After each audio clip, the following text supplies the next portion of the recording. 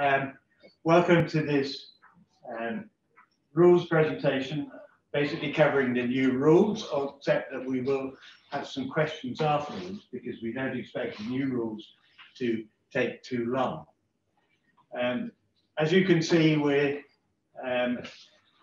carrying out this presentation under the constraints of COVID, so I guess it's not going to be quite as easy or quite as smooth as it would be in normal circumstances, but we'll do the best we can, and please bear with us. The way we're going to work this is that I will go through the main rule changes. After each section of rule changes, Ben and I will have a discussion about the way that will impact your sailing, and there's the opportunity for people at home on Zoom to come in with any questions. When we've finished all the significant rule changes, we'll be taking some questions which you have already submitted, and we'll be going through those. And if there are any more questions, depending on how much time we have, we may manage to get some more things done. Okay, so with no more ado, let's get on. Okay, so as I said, well, let me again and say it's intended for all racing sailors. There's no prerequisites in terms of rules knowledge, although I'm sure many of you will have a pretty good understanding of the rules. We'll be going through the changes to the rules. We're not going to go through all the rules which haven't been changed. So if you've got questions about those, please let us know, and we will answer some questions which you have sent in before the seminar. Okay. Right, so the subject is going to cover some general matters as far as rules and the changes are concerned. We're going to look at some changes to the definitions which have a significant impact in this new set of rules. We're going to go through each of the rules which have changed, or at least the major ones. There are some smaller ones which we're not going to cover.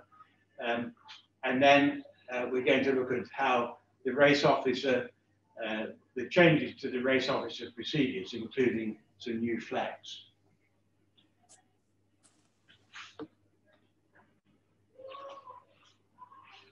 Okay, so let's go through the general thing. The rules are effective the 1st of January. Normally, new rules become effective at the beginning of the year after the Olympic cycle. But of course, the Olympics have been delayed this year. Nonetheless, World Sailing has decided to go ahead with the new rules as from the 1st of January. Now, let me just remind you that the rules include the class rules. So there's no need for sailing instructions or notice of race to say that class rules are included, because they are always included in the racing rules of sailing. There are some HKSF prescriptions which will apply on top of the rules. You need to be aware of those and to see whether they apply for the event, particularly an international event, and see if there are any changes. And the rules include the sailing instructions and the notice of race. So just a few things in the sailing instructions. A new HKSF prescription is that hails must be in English unless the sailing instructions say otherwise. The rules actually say that if in a mixed language environment, that hails may be in other than English. But we believe that to avoid confusion, all hails should be in English in Hong Kong. Otherwise, we won't know which events are in English and which ones aren't.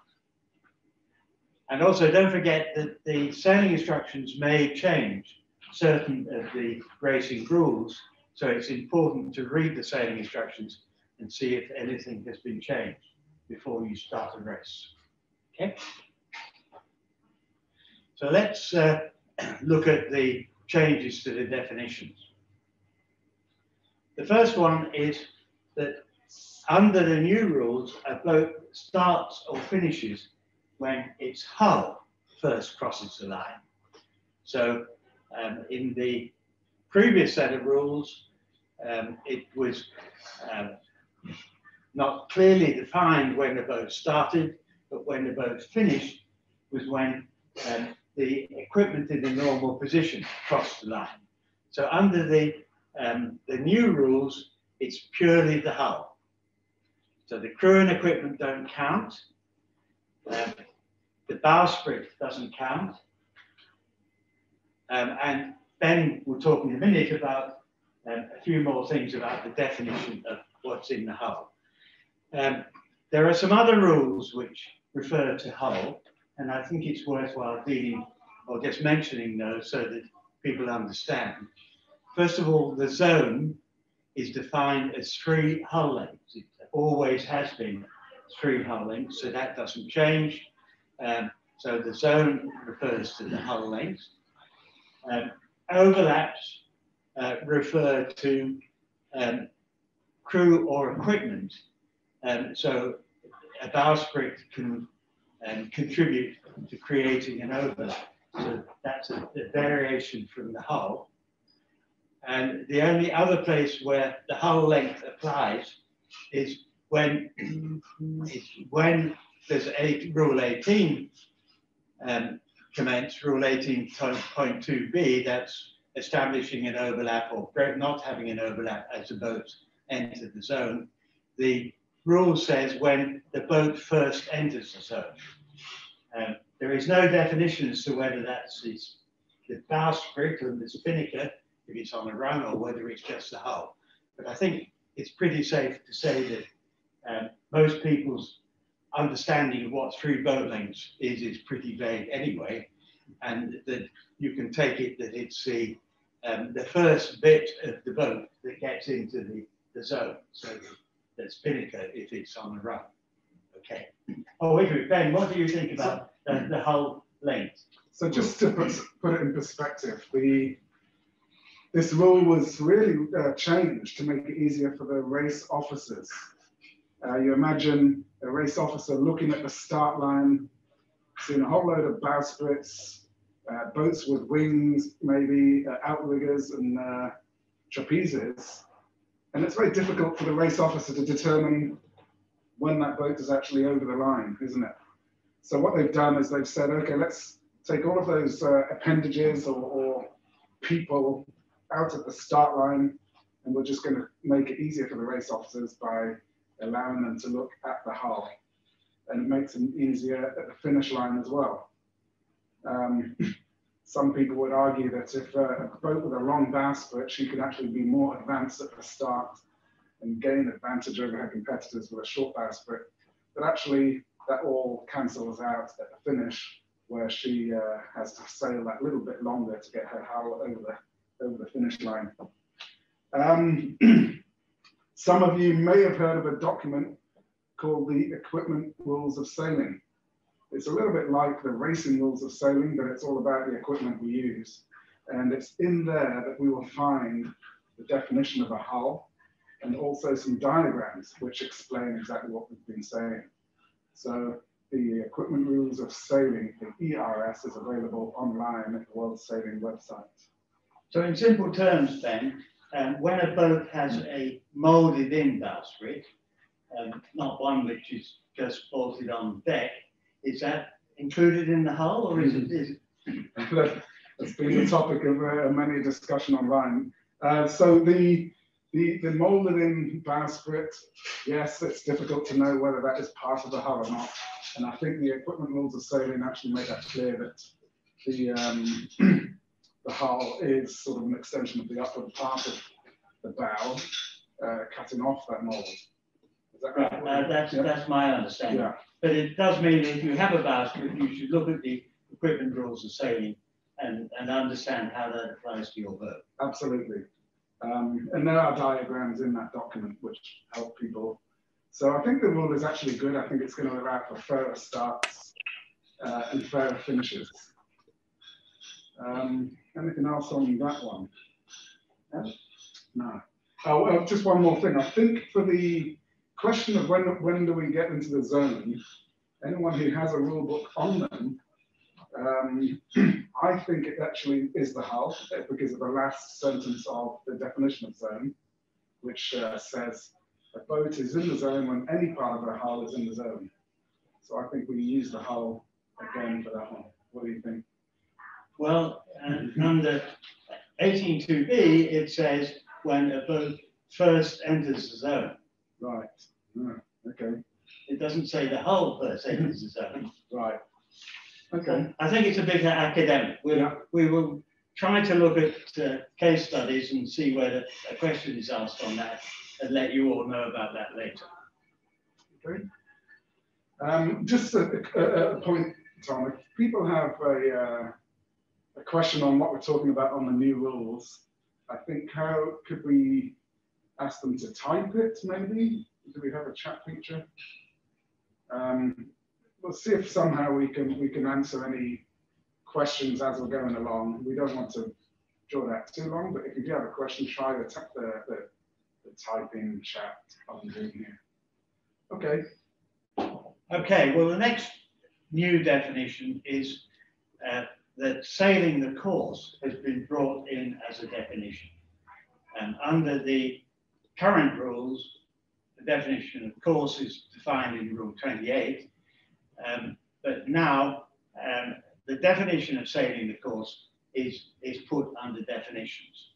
And it uses the same terminology in defining the course, which is a string rule.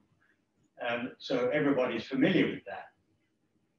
The significance of this is that a race officer can score a boat not sailing the course, and the abbreviation for that used in scoring is NSC, without having to have a protest or a hearing. We know that in the past there have been incidences where a boat has not sailed the course, no other boat has protested it, and the race committee has left the protest too late, and the boat initially at least has got away with not sailing the course properly. Well, now the race officer can score the boat NSC without. Sorry, is somebody trying to get in? Okay. Bob, that is on, it says Leslie. That's Bob who's on. Sorry, let's just keep going. Okay, now, if a boat has been improperly scored NSC, it has the opportunity for seeking redress under the normal redress procedure. But there is a time limit on submitting requests for redress, which may be defined in the sailing instructions or maybe in the rules. But what that means is that boats really have to check the results when they're posted on the board.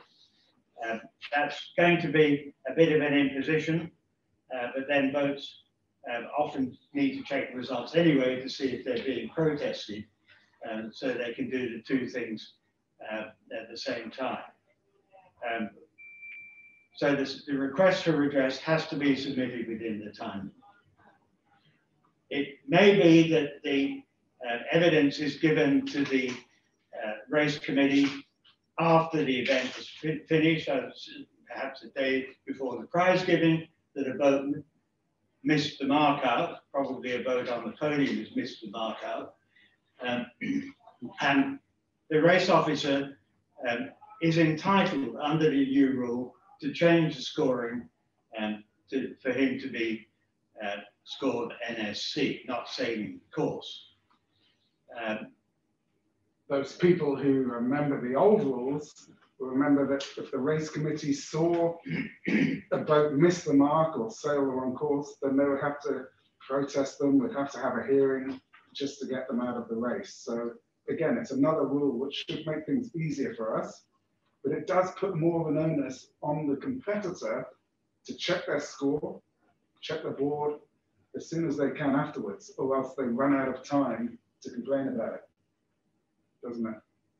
So again, I think it's a good one. It makes it easier. The race officers amongst you will be loving this new rule because it saves you a whole lot of time at the end of the day. Okay. Okay, let's press on. Right, the next rule, I refer to it under Rule 1.1, but it actually is a principle that applies throughout the new rules, which is that support persons are included in the rules and are as responsible as the competitors for the behavior of the support people and the boats or vessels that they're on.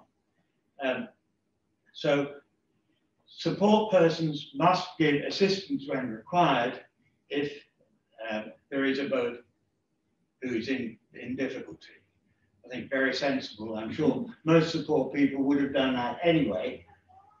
It always makes me wonder why they would have to write this in. Was there a support person once that didn't? Of course, if you are on the water and you have a boat and someone needs assistance, you should be part of the rescue team if you can. And this rule change simply brings them into the rules as competitors or as anyone else in the race management team being a rescue person. Okay, let's press on. Now we get to a slightly more significant rule change. In the last set of rules, there was a change which said that a boat penalised under Rule 2 could be either disqualified or be scored DNE. That's a disqualification not excludable. So that means that the score has to be included in the final tally of the week's points, and it can't be excluded as a thrower. In fact, I don't think any situations arose where people ever used the straight DSQ for a boat that broke Rule 2. Normally, a boat that's broken Rule 2 has broken another rule as well, and so they've been scored, they've been disqualified under the other rule, and the Rule 2 penalty is sort of on top of the penalty for another rule. So let's just clarify that a boat that is found to have broken Rule 2 will be scored DNE. Okay. Right. The next one refers to Rule 16.2, which is the limitation on a right-of-way boat changing course. There is a question about this, so we will be dealing with this in a little bit more length later on. It's sometimes referred to as a hunting rule. The old Rule 16.2 said that if a port boat had borne away to go behind a starboard boat, then the starboard boat could not then alter course if the port boat had to change course immediately to keep clear. Now, the rule has been partly left. This rule now only applies on a V to windward. So off-wind situations remain the same, that a port boat intending or changing course to go behind the starboard boat is protected from the starboard boat immediately changing course and hunting it, but not on a V to windward. Now, of course, if there is a collision, then the starboard boat bears responsibility for the collision if the boat changes course. Okay. Any comments, Ben? No, but I think this whole 16.2 is a funny rule because it doesn't really come up in our normal day-to-day fleet racing, although it can do. The 16.2 is there to stop that America's Cup style dial down in match racing in fleet races where it could become dangerous. But it's not really a very common rule. We don't see this in the protest room much, do we? No, but it does apply in team racing. So it's important that the team racers are aware of the change. Yeah. Okay. Now, I wasn't going to go into details of this because this really is a technicality, but we have been asked a question about it. I'll cover it briefly, and we can cover it in more deep depth when we get into the question stage. The rule says that when a boat has been given marked room, the whole of Rule 18 turns off. Under the old rule, or the current rule, when a boat has been given marked room, Rule 18.2b turns off, but the rest of Rule 18 remains the same. So if a boat had been given marked room, the boat giving the marked room had complied with its obligations, and then later the original giveaway boat acquired an overlap inside the original right-of-way boat, then Rule 18.2a applied. So the original keep clear boat suddenly becomes a right-of-way boat. So that's all pretty confusing. It's quite a complex rule anyway, and it was just thought more sensible to turn the whole rule off once a boat has been given marked room. Now, I said I'd talk about it later, but maybe we should just expand it a little bit more now while we have the diagram on the screen.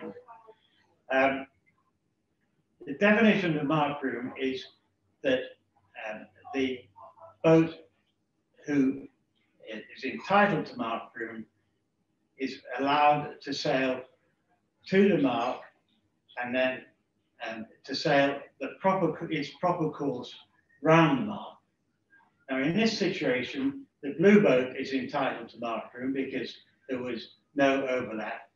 It was clear ahead as it first entered the zone. But in position 3 of the blue boat, it has already been given marked room because its proper course in position 3 is to sail straight across the screen. You can see the arrow which shows the direction of the next mark. So the blue boat's proper course is not to go any closer to the mark than it already is in position 3. It has to bear away and sail straight for its new mark. So the yellow boat in position 3 has given the blue boat the marked room that it's entitled to. It's no longer, the blue boat is no longer entitled to luff up closer to the mark than it was in position 3. And under the old rules, the yellow boat was quite entitled to go in between the blue boat and the mark and to claim marked room under Rule 18.2a. So it's, as I said, it's a bit technical. It doesn't happen very often, but it's one of those loopholes which the rule makers wanted to plug. It was never the intention when they made this that the marked room would change during the one instance of Rule 18. And the old rules, the rules that we have at the moment, have that change where initially the blue boat is entitled to the marked room, and then in the same instance of that landing, the yellow boat is. And this is what they're trying to plug, is now the blue boat has been given marked room, it's all off, and it only starts again when they go out or they re-enter the zone or something like that. So it is a technical loophole that's been plugged. I don't think it will change our sailing that much. Most people were probably completely unaware of it in the first place. Anyway. Yeah. So anyway, let's keep going with that because it's okay. Right. If you're on a beat to windward and there is another boat to windward of you and you need to tack to avoid an obstruction, you have always been allowed to hail the room to tack, and the windward boat has to respond either by saying you tack or tacking himself, and that's the way it has always, it's worked for a number of rules cycles. There have been a number of protests where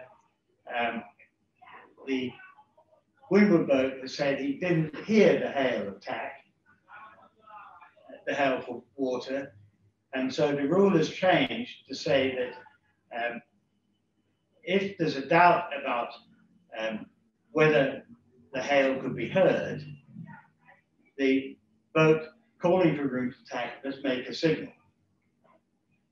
Now, within the rule itself, it doesn't at the moment define what that signal is. The rule says the sailing instructions may define what the signal is, but it doesn't say what it is. So I think as a reasonable rule of thumb, boats should be using the match racing signals for hail, which is to wave an arm to windward when you want to tack, and to make an obvious gesture if you want the other boat to cross in front of you. I think that it's something we should do in HKSF to make that clear, to either require the SIs to say something or to put it in as a new prescription. But the problem with the rule is it's up to the hailing boat to make sure that it's heard or to make the signal. Any comments, Ben? No, I think they said they deliberately didn't write in what that signal is, to leave it up to the clubs around the world to decide, depending on the event. So if you imagine two huge J boats, 100 foot or more, shouting room to tack might not be appropriate. They might be so many boat lengths apart. And so for that competition, it might be that the club or the organizers prescribe that people should call for room to tack using a radio.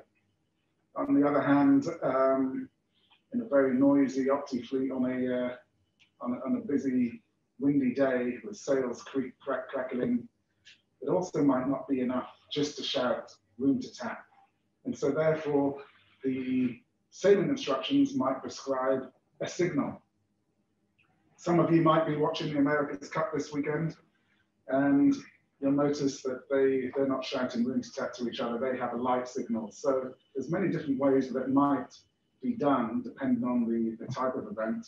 But as Tom just said, the rules don't actually define what the signal should be, in which case it's left up to the sailor to make sure, as it says up on the board there, to make sure he is heard or even understood. Now, in team racing and match racing, they do use a signal which is to point to windward. Something like that means room to tack. And the other boat points to them and waves them across. That could be enough to be understood in a normal sailing day. But whatever it is, if you want room to tack, you do have to now do a bit more than just shouting the signal. Anything to add on that? Yeah. Okay.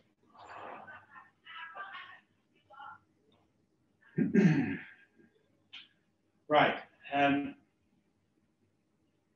Under the existing rules, there are a number of places where exoneration is mentioned.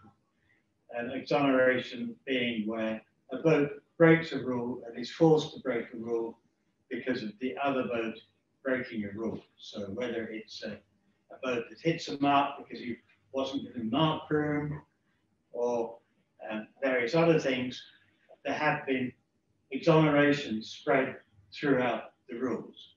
Now, all the exonerations are now grouped together in Rule 43.1. There is most of them are exactly as they are in the current rules. It's just that the place where they're defined is different. There is one slight change, which is that you can be exonerated under the existing rules. A right-of-way boat can be exonerated for breaking Rule 14 if the damage is minor. Now, that has been added to that, as well as a right-of-way boat, a boat taking the room it's entitled to, the marked room it's entitled to, is also exonerated. So even though it's not a right-of-way boat, it may be entitled to marked room, And if in the course of that there is an incident resulting in minor damage, then the boat can be exonerated from Rule 14. There's one further thing which is included in the rules, but I don't think anybody ever has taken a penalty on the water if they think they're going to be exonerated. But it makes it clear in the rule that you don't have to take a penalty if you're going to seek a protest and seek exoneration. It's just a wording thing, isn't it? The old rules said that if you're going to be exonerated, you shall be exonerated, whereas the new rules for exoneration say you are, or the boat is exonerated, present tense, which makes it more clear that you don't need to take a penalty if you think you are exonerated. Well, the other boat might not agree, but there we go. Of course, if the protest committee finds that you weren't entitled to exoneration and you didn't take a penalty, then you will be in trouble, eventually disqualified. Okay? Right. There's a new rule 37, which gives us a new flag, and I'll talk about that in a minute when we talk about race officer flags. The old rule about dropping trash has been renumbered to number 47 and now includes support persons. So if your support boat drops its sandwich bags overboard, then it can be penalised. Now the penalty is not defined. It might be exclusion of the support boat from the event, or if it's a really serious infringement, it might be reflected in an infringement on the boat or boats that the support boat is supporting. But once again, the rules have brought the support boats in under the rules, so support boats have to comply with them. Support boats in this term includes not just coaches, but it would include parents or other people looking after optimists. So anybody supporting who's identified as supporting a competitor is governed by the rules. Okay. Right.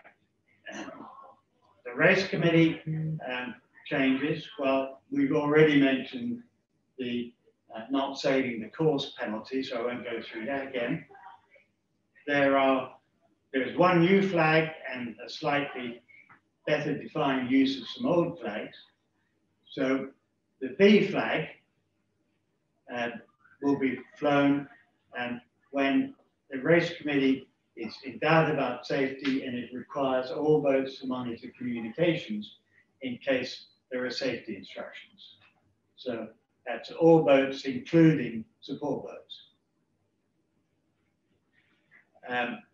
The orange flag has commonly been used for one end of the starting line, and the finish line was left in the current rules a little bit more vague. Sometimes it's been an orange flag, sometimes it's a blue flag, sometimes both.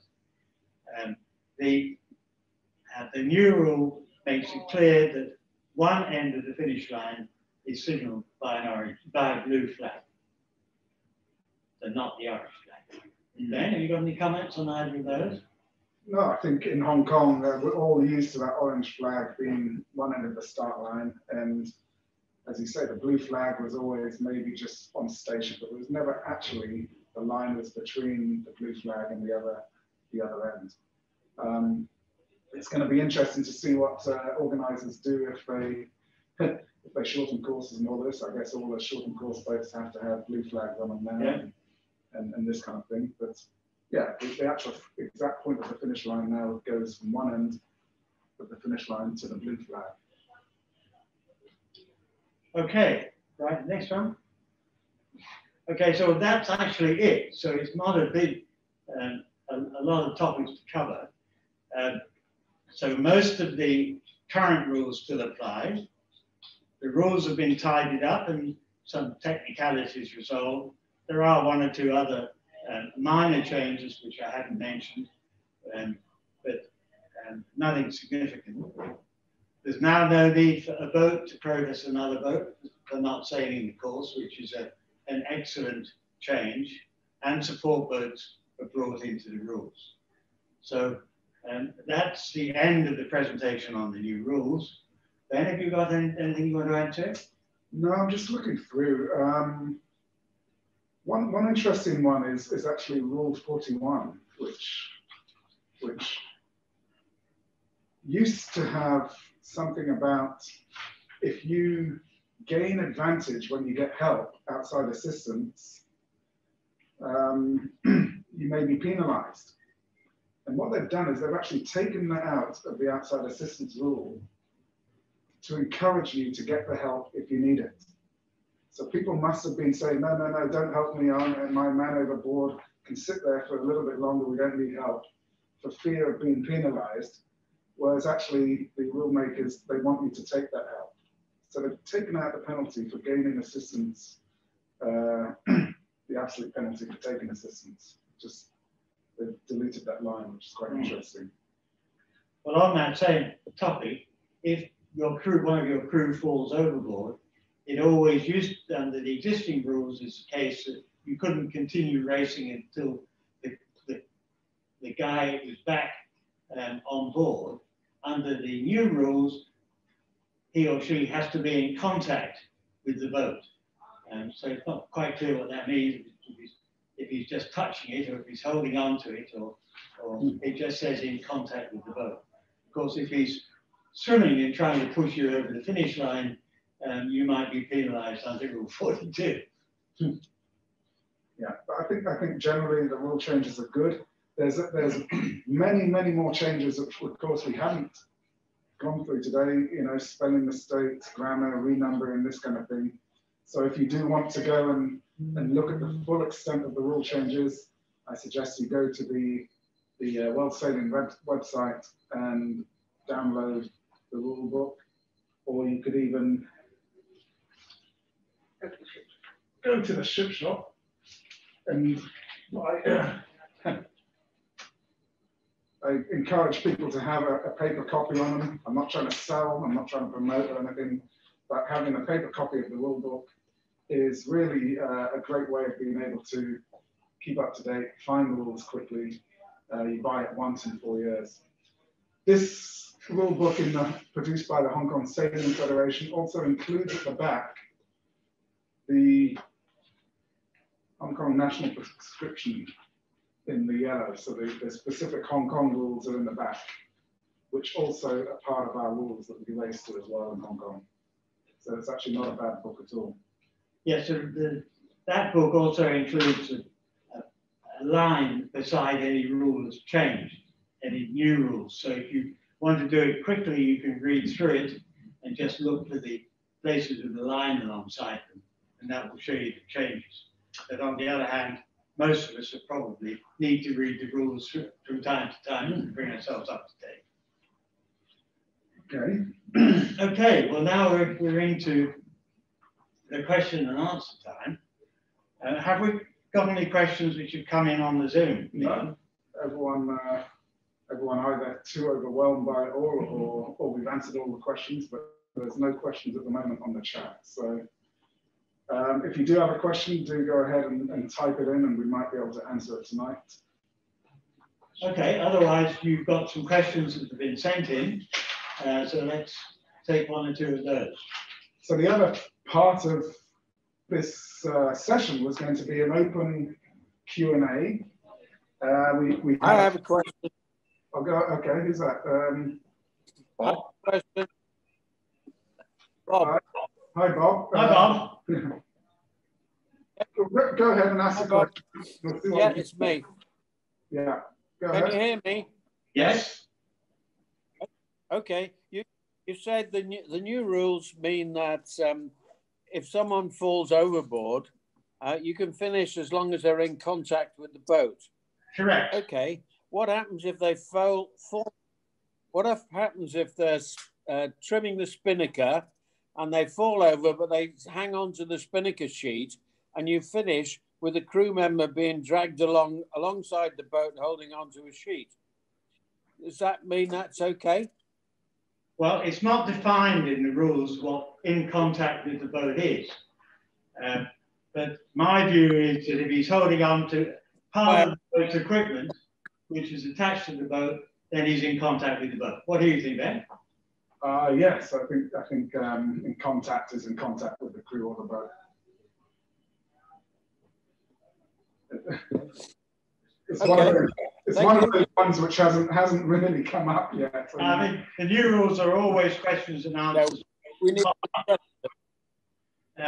and I'll try and get one of my crew to jump overboard holding onto a sheet at the finish and see how it goes. As I say, don't just make sure he's not swimming and towing you across the finish line. Okay. So we do have one. Understood. Thank you.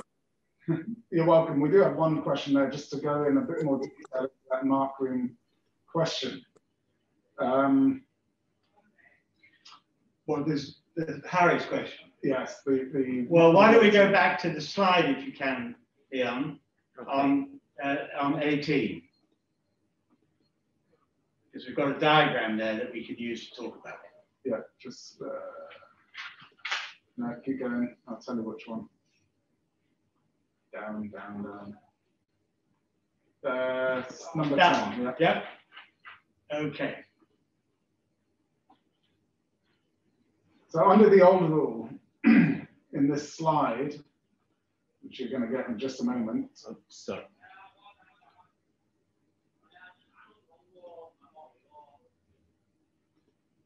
Yeah. Okay.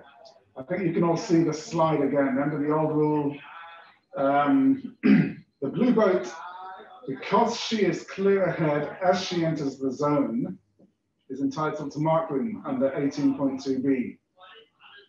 Mark room, as Tom said earlier, is room for the blue boat to sail to the mark and then sail her proper course. That is the course she would normally sail to finish as fast as she could after that once she gets to the mark. Now, if you look at the blue boat, forget the yellow boat for the moment, in position 1, she's entitled to sail, to turn towards that mark, to sail towards that mark. That's in her mark room. In position 2, she's entitled to sail and turn a little bit more. But in position 3 and 4, she actually isn't entitled really to turn up anymore. The course to the next mark is completely due to the east there. And position 3, definitely in position 4, you would all agree that luffing at this point was not a proper course. So some people would say, okay, well, in position 3 and 4, she's been given the mark room by the time she gets there to sail to the next mark, in which case mark room for her is over. From the position of the yellow boat, who had to give a mark room initially in 1, initially in 2, when she gets to position 3 and definitely in position 4, she now becomes overlapped inside. The problem was the old rules, once mark room was over, switched off that whoever came first into the zone bit, 18.2b, but left on by accident in the way they've written the rules, 18.2a, which says an inside boat is entitled to mark room. So what happened was you had the blue boat getting mark room at the beginning, and then in the same instance of that rounding, the yellow boat suddenly is entitled to mark room, and that wasn't what they wanted. So the way they did that was to say, if mark room has been given, all of Rule 18 is off completely. No more mark room while you do that rounding. So I hope that explains a little bit the loophole that they've closed. There was never an intention to have the mark room changing during the same instance, a single instance of a rounding from one boat to another. It's dangerous and it's confusing. I hope that answers that one. I'm just looking to the chat for another question there.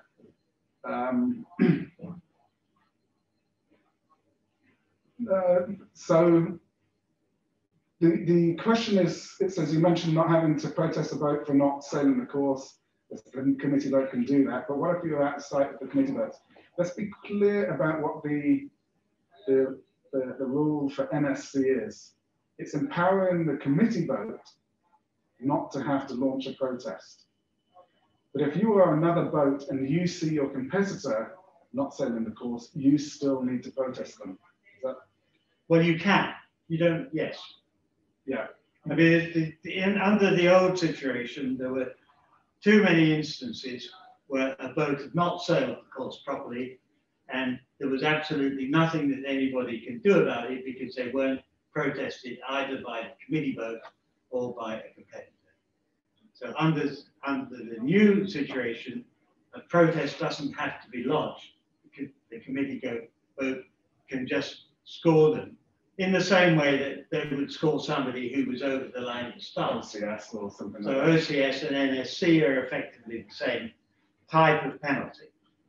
If you're a race officer out there, the question comes, what happens if someone walks up to you and says, I saw boat 1, 2, 3 not sailing the course?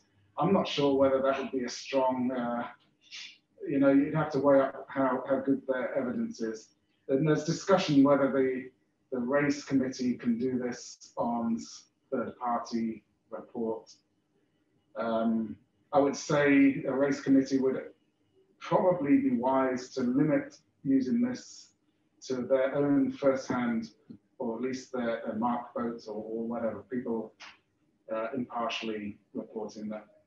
Well, I'm not sure I completely agree with you there, Ben, because if it's reported to the race committee outside protest time, then I think the race committee, it would be reasonable for the race committee to have an inquiry and to establish what the evidence was that the boat hadn't sailed the course properly, and to deal with it accordingly. Yeah. There was a situation of, without, obviously don't want to mention names, but there was a situation in a very high profile race in Hong Kong a few years ago where somebody failed to sail properly round a mark on the far side of Hong Kong Island and won the round the island race, or that division in the round the island race, and there was no protest. The race committee didn't know about it and nobody else protested. No, right. In the end, it was dealt with by, there was an international jury who did deal with it, but it's a tricky situation. So this resolves a lot of problems.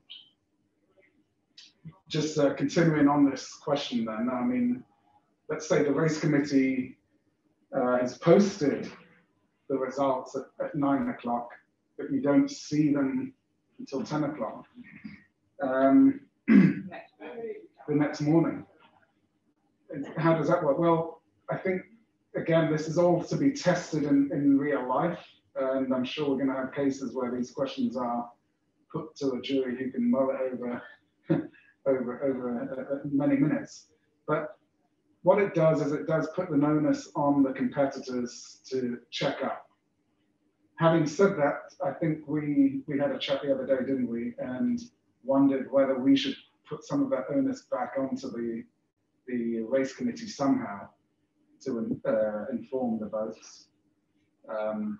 So I'm not 100% sure how that's going to play out. We're all in a sort of a bit of a learning phase here. Yeah.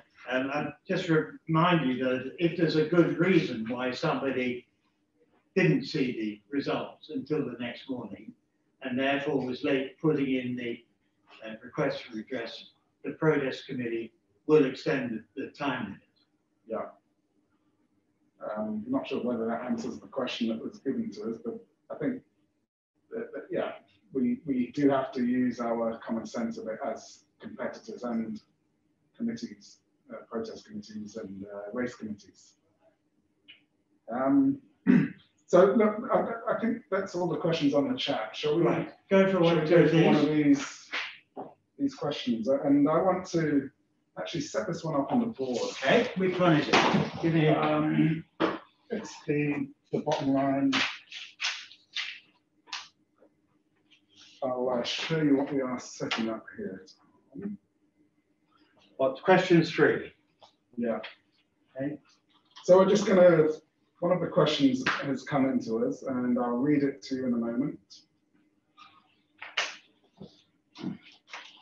So this is the kind of thing we're looking at.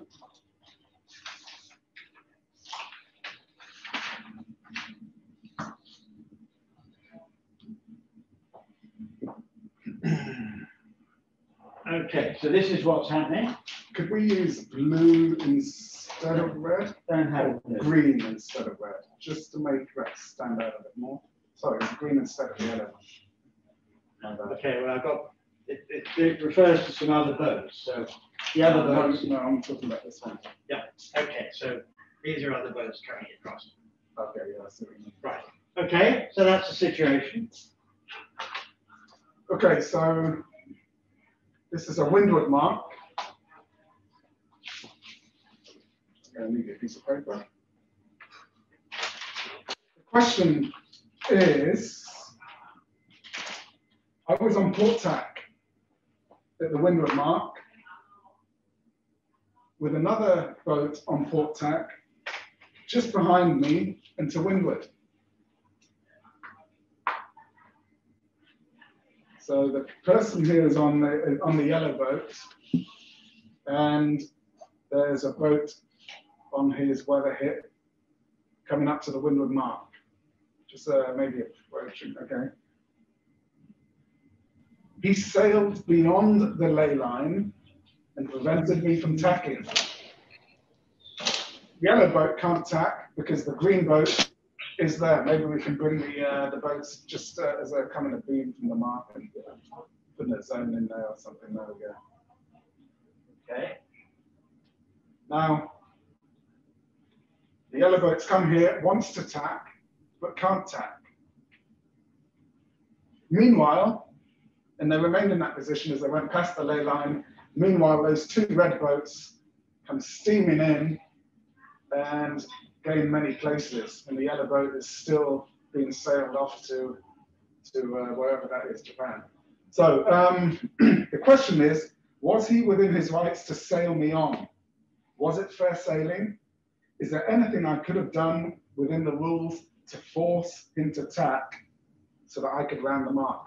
I hope you'll understand that. That's the windward mark. The yellow boat is pinned, can't tack, and the red boat's getting behind him.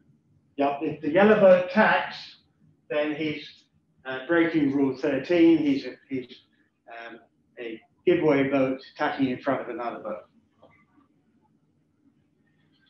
Okay, so the question, I mean, let's take it even, what can the yellow boat luff? Can the yellow boat can go head to wind. So the yellow boat can go head to wind in order to, but he can't go past head to wind because then he's now attacking boat. Right, and the green boat has to go head to wind as well because he has to keep clear of the yellow boat. When they approached the mark, Tom, even before they got to the zone, the yellow was clear ahead, even before the zone. You might need to put a zone on there. You put a zone on that diagram. I think we can take the two red ones out for the moment. Okay, so actually the yellow boat entered the zone clear ahead.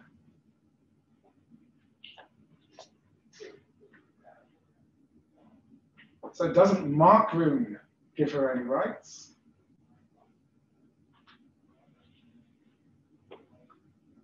No.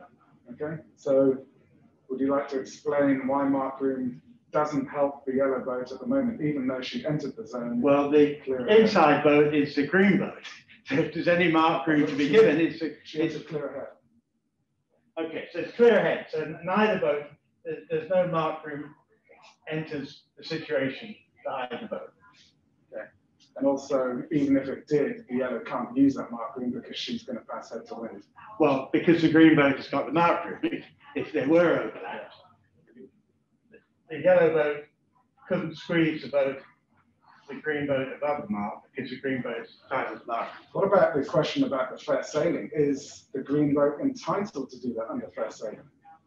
Well,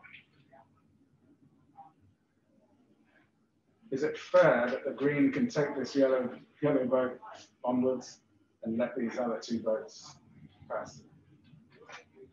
I guess the question is whether there's any question of team racing in this situation. If there was a situation where the green boat was deliberately doing it to allow one of the red boats to win the race, then there might be a fair sailing situation. Yeah, but I think there's nothing in the rules to say that the Green can't do that if it improves her own score in the race. He probably wouldn't win a protest for fair sailing because the Green boat can. There is a case on this. What the Green boat can do. The Green boat can basically do almost anything as long as it improves his own position in the race or series. Yeah.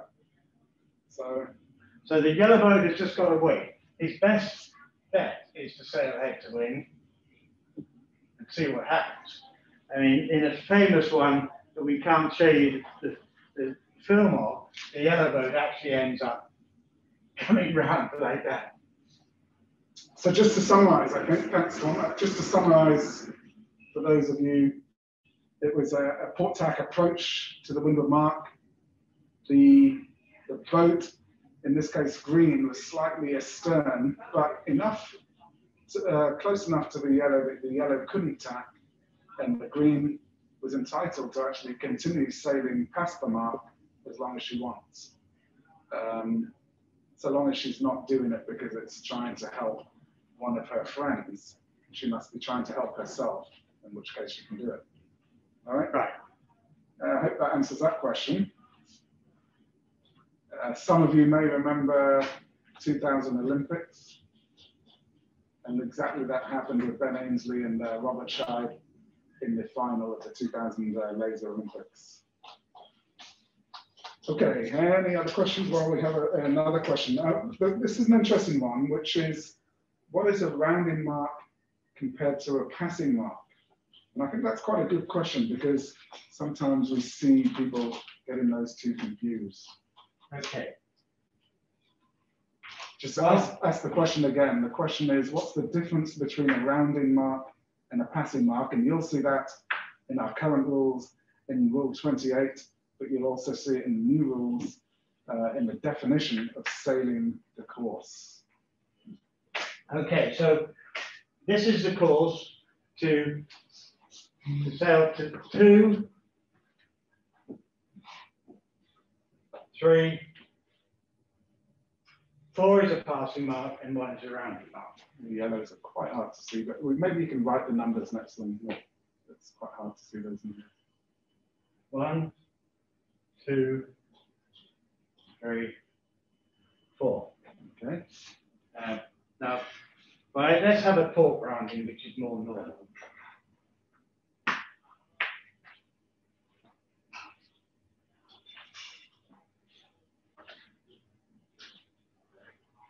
So if we draw the string, it's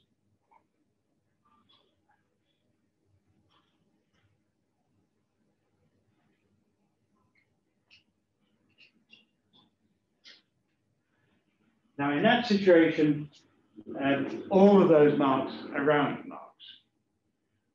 If you took any one of them away, so if you went directly from 1 to 3, then the string has not been diverted.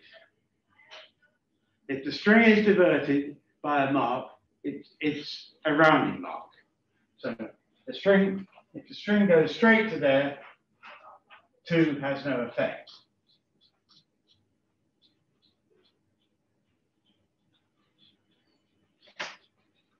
You might well have 2 to port, which is that one, 3 to port, which is that one, and it might say 4 to starboard.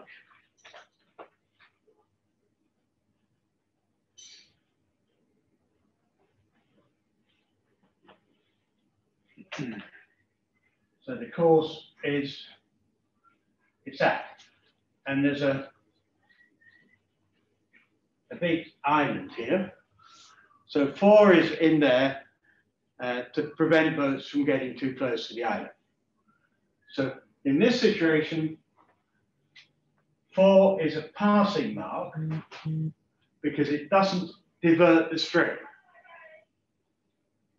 So very often you'll see in the course description, they may put a little P next to that mark. Maybe we'll put that in red just underneath, just to show people Okay. underneath yeah. So the course is 2P, well, I've done it, 3P, 4S.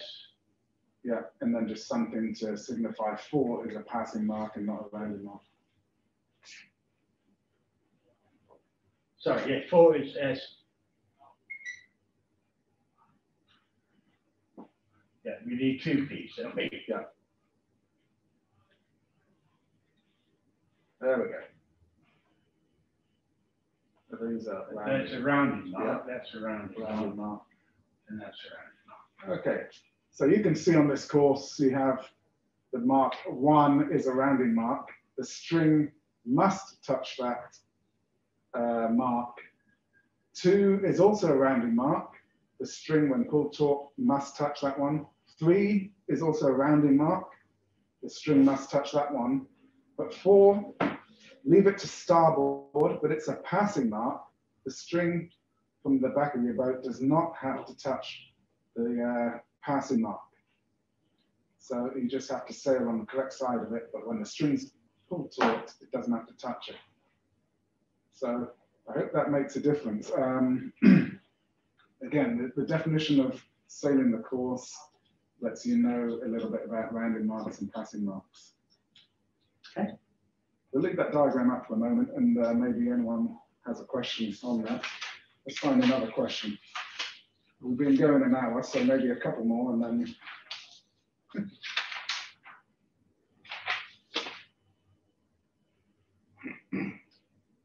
Okay. There's a question here on 18.3. Maybe we just go over 18.3 just to help people. 18.3 is passing head to wind and tacking in the zone. What's the new words for it? New name. Passing head to wind in the zone. So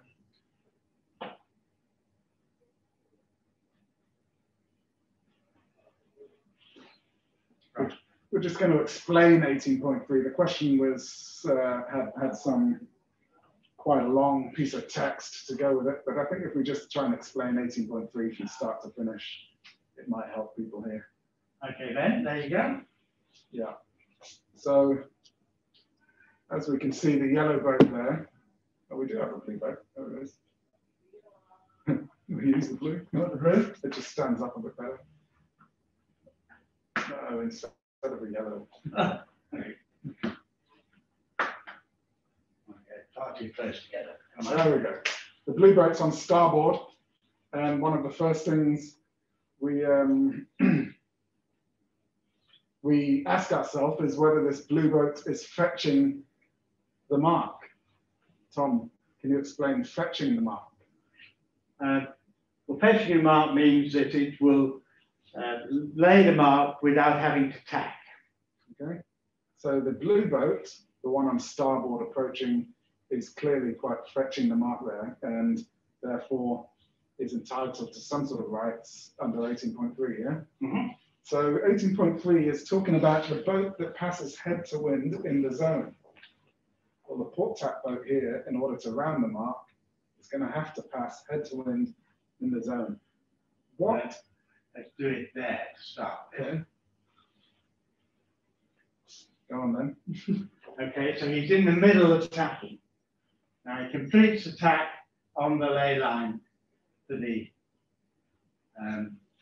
barb, and he's fetching the barb, and the blue boat has to luff up to avoid it.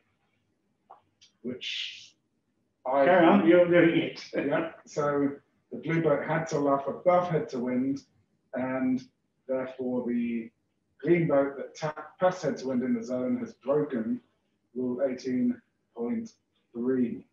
She's not allowed to make that blue boat luff above close haul. The other one is that if the blue boat gets somehow inside somehow they ended up like this. When What's happened here is that the green boat tacked in front of the blue boat.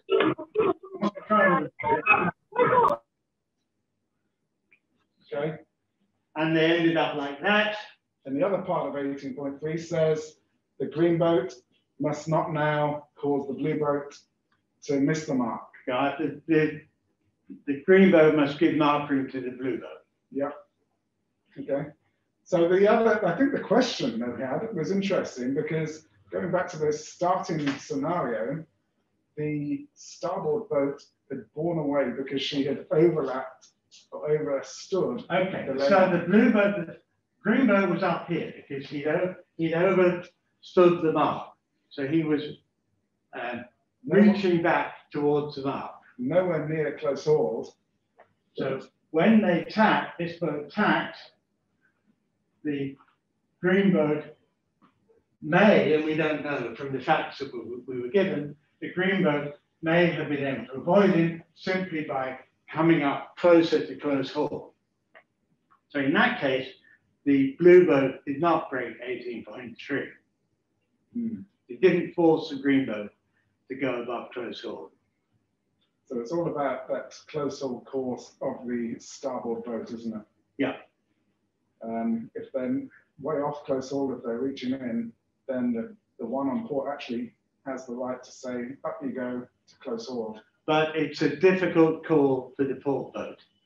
He's going to have some convincing to do to convince the Pro-List Committee that the green boat was indeed above the ley line and reaching down. Okay. Can we just check the chat? I think we almost threw most of the questions we got, unless you can think of any that I haven't been through. Want to do the one about this one. Well, that's the passing mark. That's question 3. Oh. Here we go.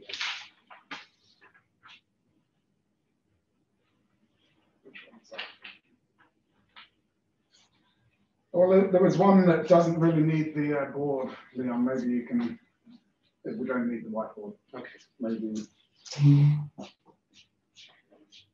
Well, the first that question was about the 16.2, the difference between the new and the old version. Well, I hope we've explained that the new version limits 16.2 to off-wind legs. There's a question here about the notice of race and the sailing instructions, and it's not really an on-the-water question, but to summarize, the change of the rules about the notice of race and sailing instructions have effectively made it clearer to race organizers that they should put the information into the notice of race, which would help a competitor decide whether to enter that race, and that should be sent out early enough for competitors to do that. At the same time, they have tried to cut out a little bit of the duplication that happened in the notice of race and the sailing instructions. So the notice of race helps competitors decide whether they should enter, gives them the information about what class rules are going to be there, the times, the dates, all of that kind of stuff, where the race is going to be. Whereas the sailing instructions now have been more focused on the actual event itself. Is that a good way of explaining That's a good way of putting it. So I think that's going to help as well. They've changed the guidance for race committees on how to write those two documents. So we should see that clearing up a little bit. I don't know if there's anything else I can think of. We've been going an hour and 10 minutes. I think that's probably enough. I think we're probably good. I'm guessing. Are there any final questions from anybody out there in Zoom land? Okay, there was one there asking again just a little bit about the SE spinnaker, I guess on the bowsprit, not counting at the finish line. Right. Well, the same rule applies at the finish as applies at the start, which is that the boat finishes when its hull crosses the finish line. So it doesn't finish when the spinnaker crosses the finish line. Actually, that's very good because we had a situation under the current rules about whether the spinnaker was in its normal position or not. People would let the spinnaker go out a bit in front to try and gain a few yards. The ease of your spinnaker sheet, and hopefully you eased it in front of your competitor and try and finish. And then they said, well, why don't we put that normal position bit in? But it was still hard for the race officers to mark that finish. So and anyway, that's very clear now. yeah. The boat finishes when its hull first crosses the finish line. Tom and Ben, can you hear me? Yes, absolutely.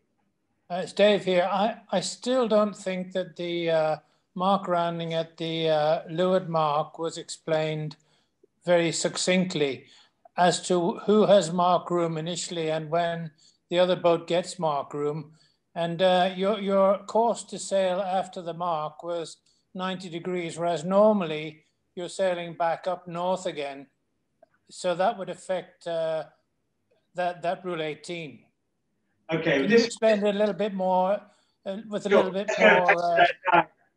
Let's go back to that diagram. Okay. This diagram was drawn specifically to illustrate this change in the rules. It's not a general situation, although it does, the rule obviously applies under all situations. So, yes, both boats have to sail off at 90 degrees to the next mark. That was how it was set up in this diagram. Now, if you like to ask the questions, we'll try and answer them step by step. Okay, so let's put the course coming from the north as it is in this, and both boats have to go back up to where they came from. It's a windward-leeward course. Okay. Well, the blue boat is entitled to alter course to windward to assume a close haul course and as close to the mark as he wants to make it. Okay, so that doesn't affect Rule 18.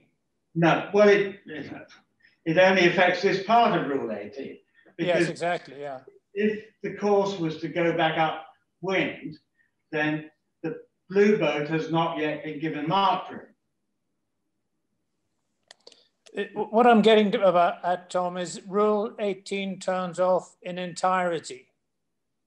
When the boat has been given mark room. Yes. So we get to the definition of mark room, and the last part of that definition says mark room is room to sail the course as necessary. To sail round the mark is necessary to sail the course. So if this was back to a beat, going back up to windward mark, boat number 4, the blue boat in position 4, actually is entitled to more mark room to turn onto her close haul course. What you said earlier on was that at point 3, yellow boat is entitled to mark room. Well, as inside boat. The old rule, the rules until the end of this year, yes, it is, because at point 3, the blue boat has been given mark room. Yes. He's not entitled to sail any higher than he is in position 3. Because it's this is quite difficult, Tom, because well, I did blue boat as mark room can go directly to the mark. Yeah, blue boat could have sailed closer to the mark from the beginning.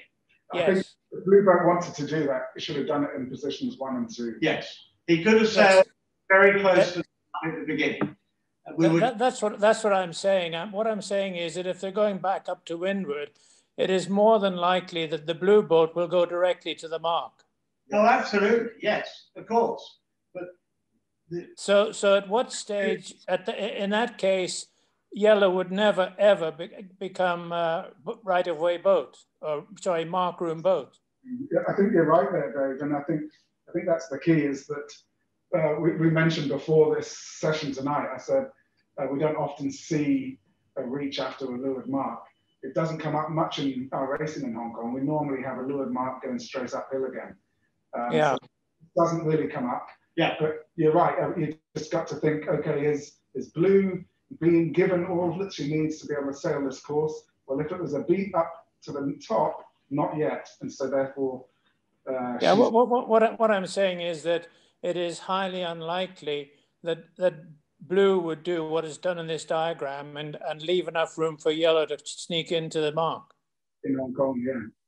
But it does. Yeah, well, in any racing, in any normal racing, with I don't know. Blue would tighten up and come directly to the mark. Pretty random fact landings in Hong Kong.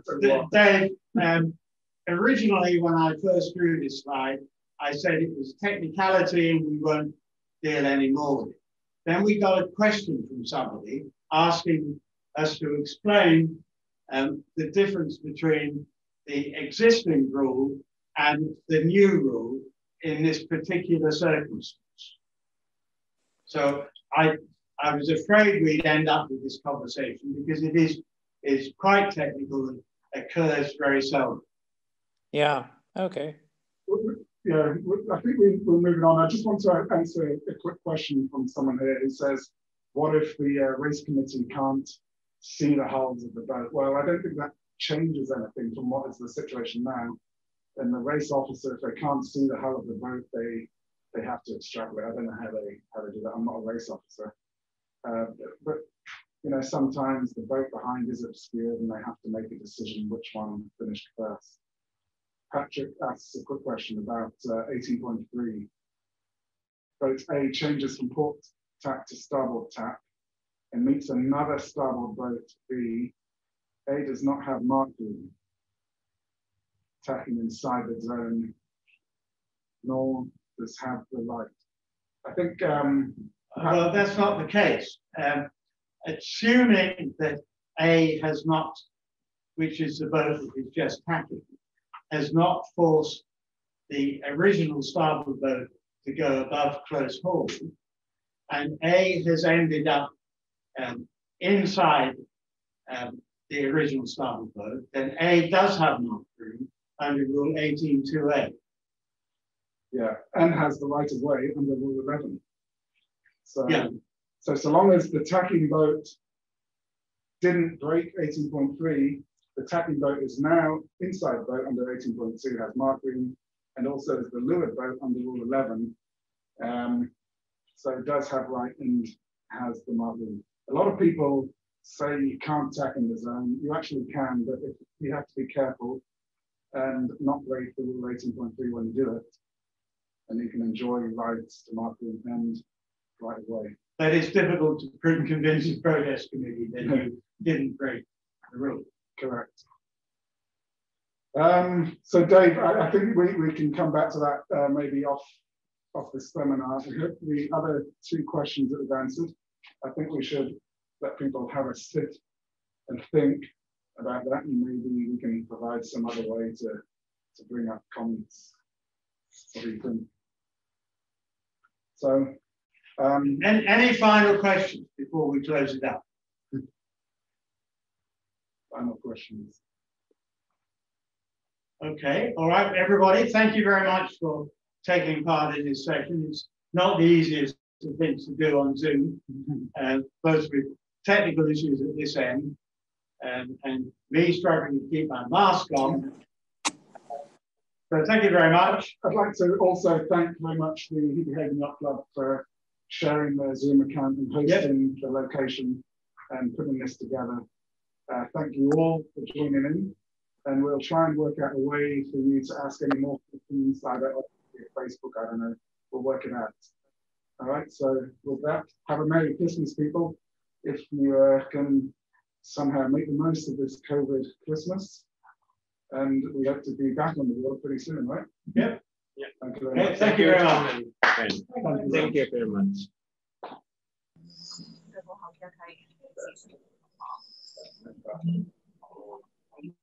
Sitting here. Wait until we end the meeting.